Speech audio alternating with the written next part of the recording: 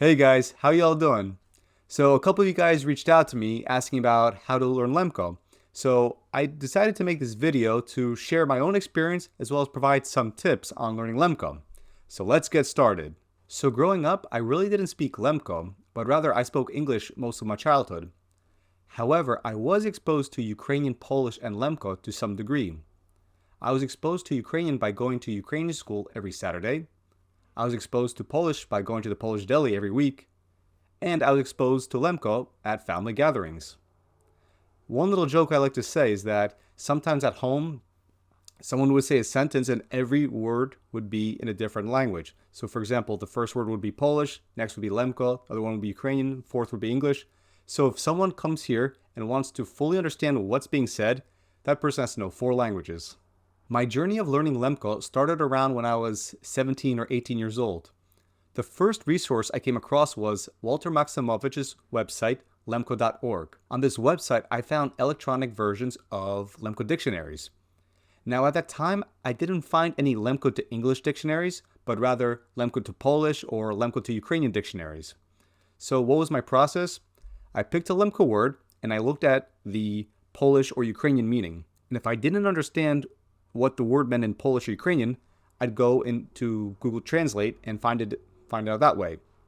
So that way, I was not just learning the Lemko word, but I was also learning sometimes the Polish and Ukrainian word as well. So you could say at times, I was killing 2 birds with 1 stone. On the website, I also came across a grammar book called Gramatyka lemkівського языка by Henryk Fontański and Mirosława Chomiak.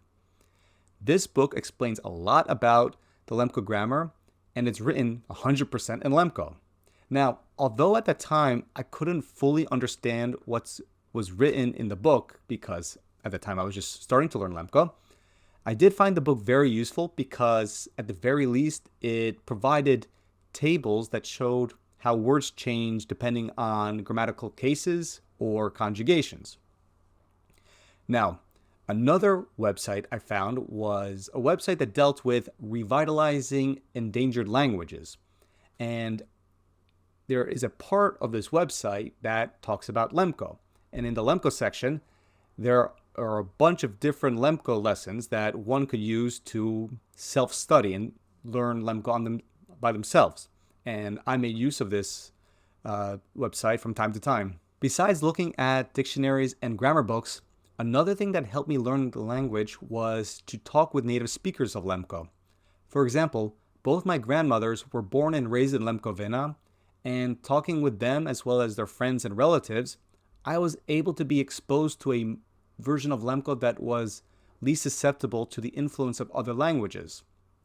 And listening to them, I was able to get a feel of the authentic Lemko pronunciation, able to recognize which words or phrases are to be used in which situations, the speech pattern, and so on and so forth.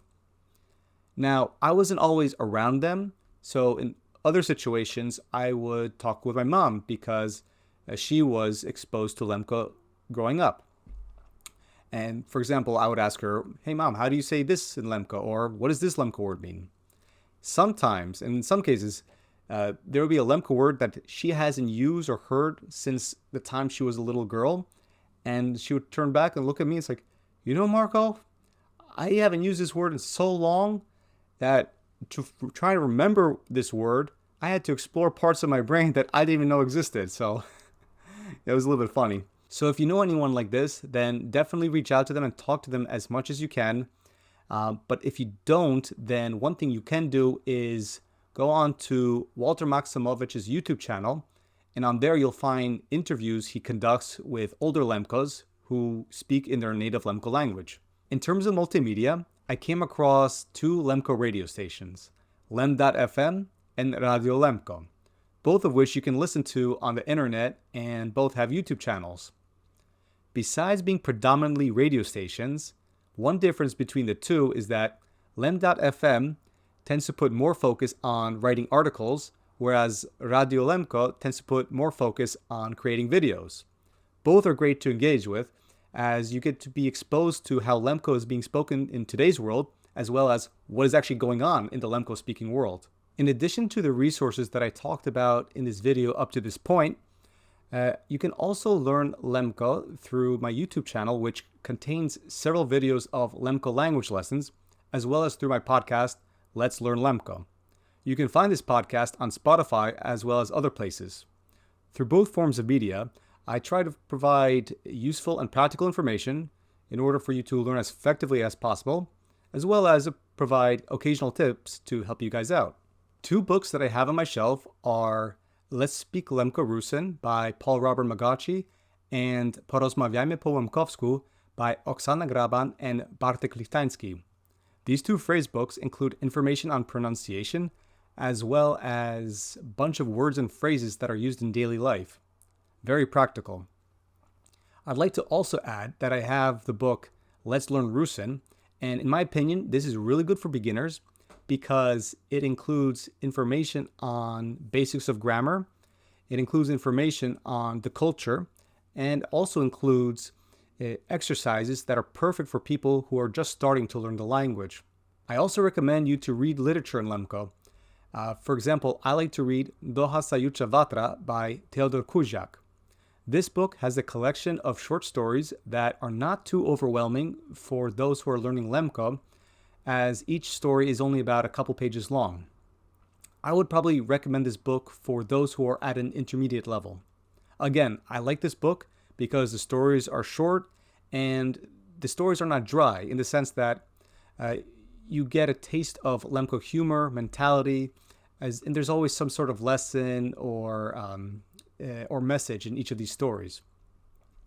Now, for more advanced readers, I would recommend reading books that are translated into Lemko. For example, The Little Prince or Animal Farm. I have at home the English and Lemko versions of Animal Farm. So I'd open up my Lemko version of Animal Farm, read a little bit, and if I get to a part where I'm stuck, I just open up the English version, and then there you go. I find out what that word or phrase means. So that's another good way to learn. So that's basically my experience of learning Lemko. In the description below, I'll include information on where to get the resources that I talked about in this video. Now I'd like to give you guys some tips or things to remember when coming up with a strategy of learning Lemko. Number 1, pronunciation. Of course, you're going to have some kind of accent when starting out, but try to get the pronunciation more or less correct. Keep in mind that Lemko uses the Cyrillic alphabet. Although Lemko has its own peculiarities of how letters are pronounced in certain cases, you should be okay if you know the general pronunciation of the Cyrillic alphabet in the beginning. You can always refine your pronunciation later on. Number 2, words and phrases. Try to learn commonly used words and phrases, since the more you use them, the easier it'll be for you to learn them. Here is an exercise that I like to do. Say I'd like to learn the word water in Lemko, which is voda. So when I go to the kitchen or the bathroom, I'll see water, I'll think in my head, and then say, aha, voda. So that way, I see it, I think it, I say it, and I hear it. I find that method pretty effective. Number 3, learn Lemko songs. Why?